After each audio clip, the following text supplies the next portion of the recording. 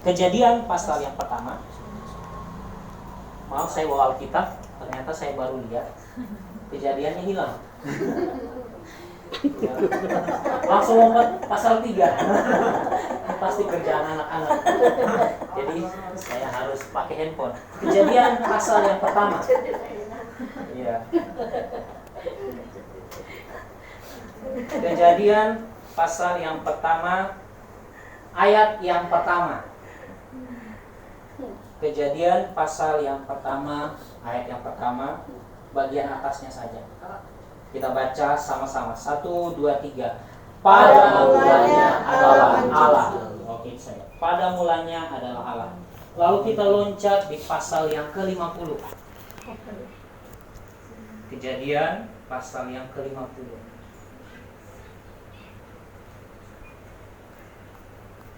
Ayat 22.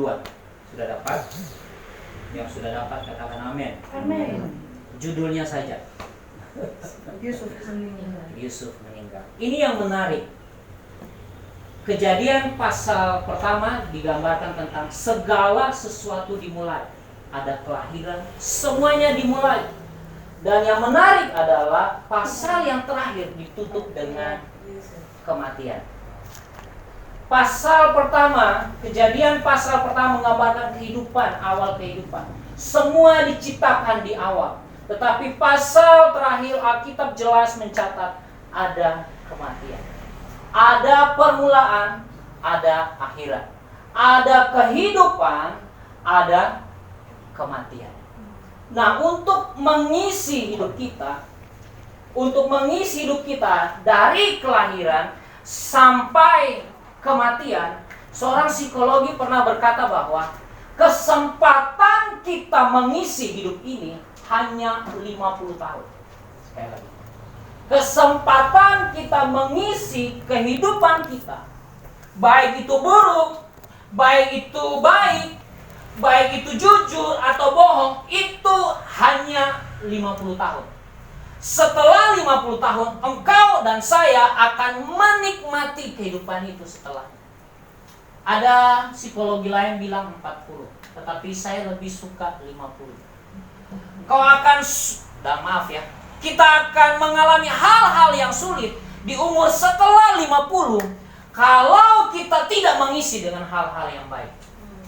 Kita akan menikmati hidup yang baik dalam tanda petik kalau kita mengisi hidup ini selama 0 tahun sampai 50 tahun dengan hal-hal yang baik. Hal-hal yang baik, Alkitab mencatat. Orang Ibrani suka berkata seperti ini. Kalau engkau mau cari tahu tentang kehidupan, kalau engkau mau mencari tahu dari mana asal-usul kehidupan, kalau engkau mau cari tahu bagaimana akhir dari kehidupan, kembali kepada Kejadian. Kejadian mengajarkan kita bagaimana berbuat kebaikan dalam tanda petik. Kejadian menggambarkan kita bagaimana ketaatan kepada Tuhan. Kejadian menggambarkan bagaimana pemberontakan kepada Tuhan. Kejadian menggambarkan ketidaktaatan kepada Tuhan. Semua digambarkan di dalam Kejadian. Saya kembali cerita tentang seorang ibu. Seorang ibu, kalau saya udah cerita awal, kalau pergi bekerja, dia melakukan semua dia bawa. Saya lihat dari mamanya Yudit ya.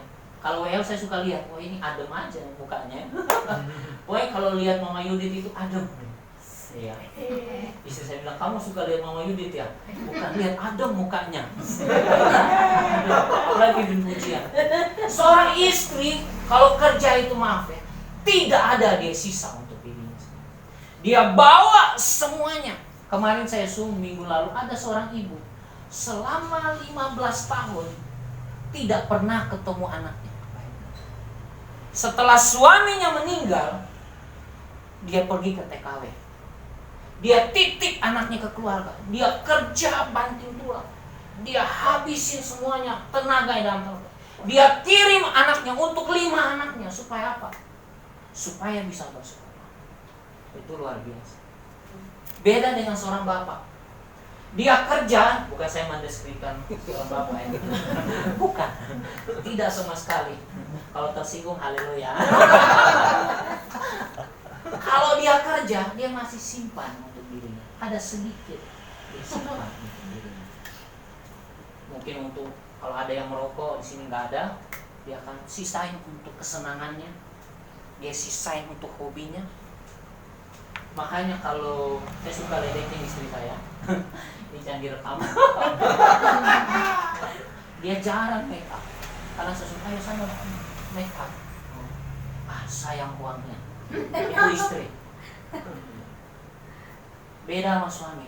Kalau didorong gini, sana potong rambut. Misalnya saya, sana potong rambut ayam. Oh iya, cari yang ada pijetnya.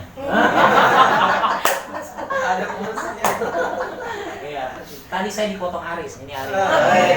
Promosi. Saya sebelum kesini saya potong rambut dulu. Iya.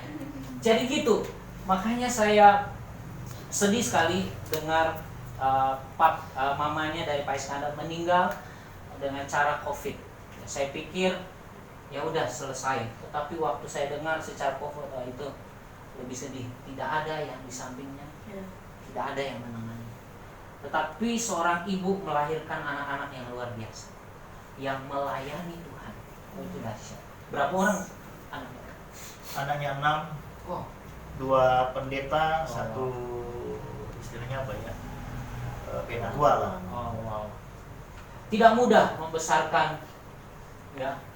Maksudnya seorang laki-laki ya, maksudnya anak-anak cowok ya.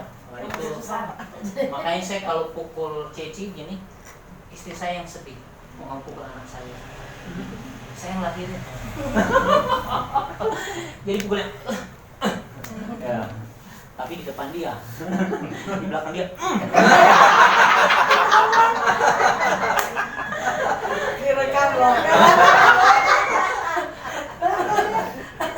Jadi waktu dia didik, orang tua akan menikmati. Saya pernah layani satu keluarga yang cukup kaya raya. Saya nggak perlu tempat di mana. Anaknya difasilitasi dengan segala kemewahan, segala hal yang mereka, dan sekarang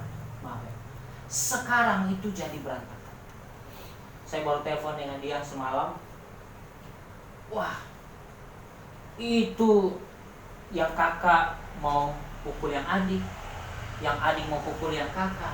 Orang tuanya sudah umur 80 tahun, tapi tidak ada ketenangan dalam dirinya, tidak menikmati masa tuanya.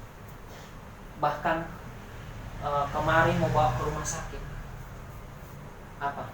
Dia hanya mengharapkan suaminya berkata, "Ayang, hati-hati." Tidak diucapkan. Cuma bilang, "Ayang, hati-hati," tapi tidak diucapkan. Bisa berdiri di hadapan. 80 tahun, Bu. 80 tahun. Anaknya ya lumayan banyak. Sampai di rumah sakit ditanya, "Kenapa?" "Iya, saya sedih." "Kenapa?" "Opa tidak ucapkan apa ke saya." Dia pergi, "Oke, pergi saja, lagi makan." Karena apa? Tidak dikelilingi oleh anak-anak yang mengasihi orang tua. Karena apa? Difasilitasi dengan segala hal. Rebutan, akhirnya hotel di Australia dijual cuma untuk rebutan.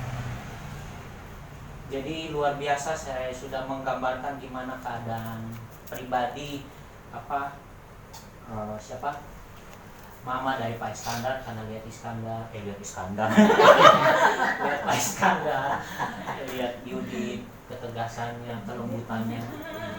Jadi tidak perlu saya ragukan lagi. Itu luar biasa. Saya kembali kepada Alkitab. Ada permulaan, ada akhirnya. Kita dikasih kesempatan untuk bertanding selama 50 tahun.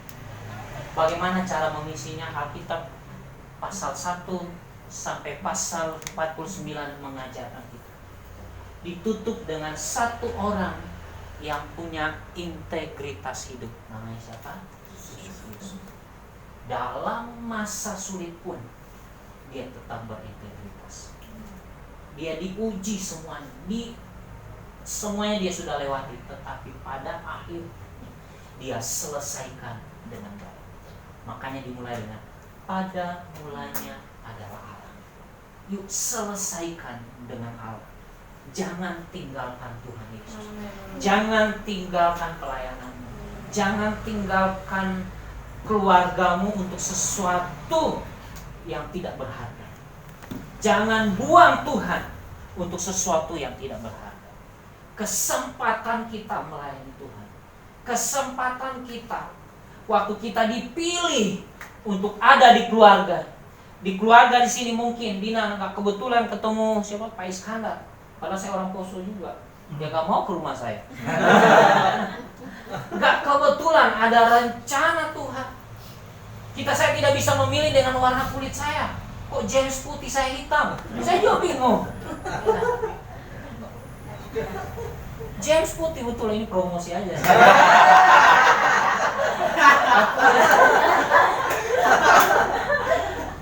Saya protes, saya di waktu kecil dipanggil bolong, Pak. Bolong itu artinya hitam, pekat. Dipanggil bolong, saya juga bingung kenapa. Tapi waktu saya menemukan Tuhan, di situ Tuhan ubah. Amin. Amin. Temukan Tuhan dalam perjalanan hidup, maka Tuhan akan menyediakan dalam tanda petik yang terbaik bagi. Yang terbaik bukan bicara tentang kesenangan-kesenangan, tidak ada. Tetapi yang terbaik adalah kita tahu kita mau kemana. Saya ada layani satu keluarga di sini, anaknya disuruh sekolah kedokteran, sudah sekolah Pak, sudah semester 6, saya ditelepon, ini Koko berontak, kenapa nggak mau sekolah? Waduh, kaget saya. Akhirnya saya dari Singapura terbang ke Jakarta, ke apartemen, saya tanya, Koko kenapa nggak mau sekolah? Nggak mau, saya mau otomotif. Saya kaget banget. Gimana ini mau otomotif, sudah semester 6? Padahal papanya bangun rumah sakit di sini, saya nggak perlu bilang rumah sakit mana. Dia bangun rumah sakit di sini, dia kaget. Papanya bilang gini, Ferdi saya udah bangun rumah sakit buat dia. Kok dia nggak mau sekolah kedokteran? Saya bilang, papamu udah bangun. Enggak, saya mau otomotif. Akhirnya rumah sakitnya dijual. Lalu dia pergi, sudah dapat uangnya, disuruh pergi kuliah ke Inggris untuk otomotif. Tetapi karena dia lihat kesungguhan hati papanya, dia nangis, papa saya lanjutin kuliah saya. Puji Tuhan, selesai kuliah kedokteran. Tetapi pas mau praktek dia nggak mau. Sekarang dia pegang hotel. Papanya ada hotel dekat rumah saya di Pinuin, dia yang kelola. Orang tua sudah sediakan yang terbaik, tetapi anak tidak mau. Jadi yang saya mau tekankan di sini adalah yuk kita setia sampai akhir. Bahkan di sini dikatakan Yusuf tulang-tulangnya itu dibawa karena dampak hidupnya. Saya setuju dengan Pak Iskandar. Kita bukan bicara tentang kita mati dengan siapa, bukan bicara tentang mati dikelilingi berlian diantar oleh truk-truk karangan bunga yang besar, bukan. Tetapi yang menjadi pertanyaannya, siapa yang jemput kita di sana? Itu yang bahaya. Nanti Pak Pendeta yang nggak mau kubur itu Pak, nanti saya telepon sorga, kita pakai orang dalam, betul ya? Tolong jangan terima dia, suruh tunggu di pintu gerbang, jangan. Sedih, iya, sedih juga. Sedih juga ada pendeta seperti itu. Amin. Saya salut sama siapa? Pastor Lewi. Adanya pastor yang agak nyentrik sedikit. Iya, cara duduknya aja. Dia COVID, mau nggak COVID, dia kunjungi orang satu-satu. Pas dia Pak Agam, ikut saya kemana? Kita kunjungi ke Punggur, ke Tanjung Piayu ya. Satu-satu saya bilang, di sana sarangnya COVID, makanya mau ajak saya masih takut. Dia luar biasa. Pokoknya kalau ada yang susah kita kirim dia. Amin. Yuk kita akhiri pertandingan iman kita seperti Yusuf. Dia mati bernilai. Saya sangat percaya, sangat yakin 100% Ibu sudah bersama dengan Amin. Karena melahirkan anak-anak yang takut. Amin. Ini saja yang saya berikan buat kita berdoa.